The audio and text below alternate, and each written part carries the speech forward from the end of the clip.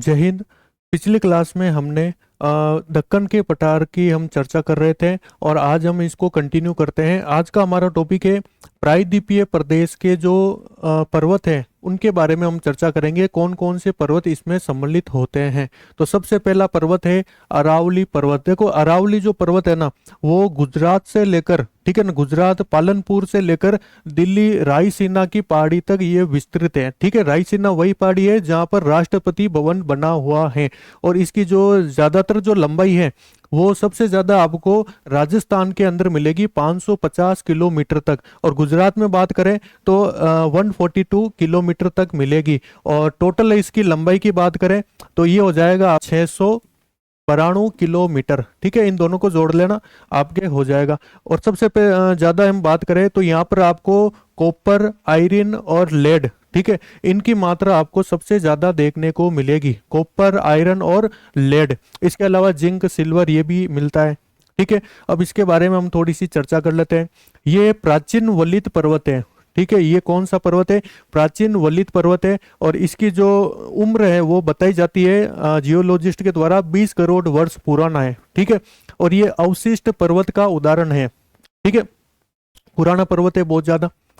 यह 692 किलोमीटर दूरी तक विस्तृत है और इसका अधिकतम जो भाग है वो राजस्थान में 550 किलोमीटर तक स्थित है। और बात कर लेते हैं इसकी औसत ऊंचाई की, तो ये 930 मीटर इसकी औसत ऊंचाई होती है। और इसकी जो सबसे ऊंची जो चोटी है गुरु शिखर, इसकी जो लेंथ है गुरु शिखर की वो कितनी है? 17-22 मीटर। ये इंपॉर्टेंट प्रश्न है, ठीक है, याद रखना भाई। इस पर्वतीय क्षेत्र में बहुत सारे खनिज पाए जाते हैं, जैसे सिस्ता, जस्ता, तांबा, लोहा, ठीक है, तांबा, ये इत्यादि आपको मिलेगा। और यह महान जल विभाजक रेखा के रूप में कार्य करती है। देखो ये क्या करती है, जैसे अरब सागर से जो मानसूनी जो हवाएं आती हैं, ठीक है, इनको ये क्या करती है कि एक बैरिकेड का काम करेगी और राजस्थान का जो पूर्वी जो भाग है वहां पर ये बरसात सबसे ज्यादा करती है। ठीक है, आगे हम बात कर लेते हैं विंध्याचल पर्वत के बारे में। तो एक बार हम मैप से समझ लेते हैं विंध्याचल पर्वत के बारे में। ठीक है, ये विंध्याचल जो पर्वत है ये गुजरात और छोटा नागपुर पहाड़ी के बीच में स्थित है। तो आपको सीधा सीधा पूछा जा सकता है कहाँ पर स्थित है? गुजरात और छोटा नागपुर पहाड़ी में स्थित है। और दूसरी हम बात कर लेते हैं, ये जो पर्वत है ये क्या करता है? उत्तर भारत को दक्षिण भारत से अलग करता है। ठीक है, इसका दूसरा पॉइंट हो गया। तीसरी हम बात कर लेते हैं कि जो नर्मदा नदी है, ठीक है, विंध्याचल पर्वत के दक्षिण में, ठीक है, नर्मदा नदी बहती है। और ये जो नर्मदा नदी है और एक तापी नदी है, दोनों अरब सागर में गिरती है, थोड़ा सा याद रखना। ठीक है, और यहाँ पर जो विंध्याचल जो पर्वत है वहां पर आपको पन्ना, ठीक है, हीरे की जो प्रसिद्ध खान है जो मध्य प्रदेश में स्थित है वो यहाँ पर ही आपको मिलेगी। अब अपन चर्चा कर लेते हैं। देखो गुजरात से लेकर छोटा नागपुर के पठार में स्थित है। लाइनें पढ़ो। यह एक खंड पर्वत है। ठीक है, खंड पर्वत का मतलब समझ गए, एक संलग्न पर्वत नहीं है, ये खंडों में विभाजित हुआ पर्वत है। दूसरा हम बात कर लेते हैं, ये किससे बना है भाई? चूना पत्थर से बना है। यहाँ पर सबसे ज्यादा आपको क्या मिलेगा? चूना पत्थर मिलेगा। यह श्रेणी उत्तर दक्षिण भारत को अलग करती है, मैंने आपको बता दिया। यह श्रेणी नर्मदा भ्रंश घाटी के उत्तरी सीमा का निर्माण करती है। मतलब देखो नर्मदा नदी नीचे है तो उत्तर में विंध्याचल है। ठीक है, डायग्राम में आपने देख लिया था। ये लगभग 1050 किलोमीटर ये लंबी होती है और ये गुजरात से छोटा नागपुर पठार में ये स्थित होती है। अब बात कर लेते हैं, इसमें बहुत सारी पहाड़ियां मिलेगी आपको, जैसे बारनेर, कैमूर, पारसनाथ। ठीक है, और लास्ट में हम बात कर लेते हैं जो हीरे के लिए जो प्रसिद्ध जो विख्यात क्षेत्र है पन्ना। ठीक है, पन्ना जहां पर हीरे निकलते हैं वो भी यहाँ पर स्थित है विंध्याचल पर्वत में। और जब हम जनगण मन की बात करते हैं तो उसमें विंध्याचल का भी नाम आता है।